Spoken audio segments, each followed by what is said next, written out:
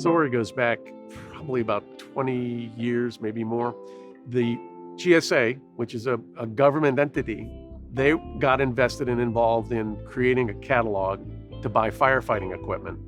So we considered that a threat to the industry. So we went to our various congressmen and senators and local politicians in every state that we existed and lobbied to stop this, and we did. But at the same time, what was going on, and I didn't know much about it, which means that I wasn't paying attention, these state-run organizations, some private, some public, were beginning to create contracts involving the distributor and involving the manufacturer in the whole process. And I looked into the Sourcewell contract specifically to see what it was all about, how it worked. I began to understand that what I was running from was a ghost. I was definitely the enemy, and now I'm not.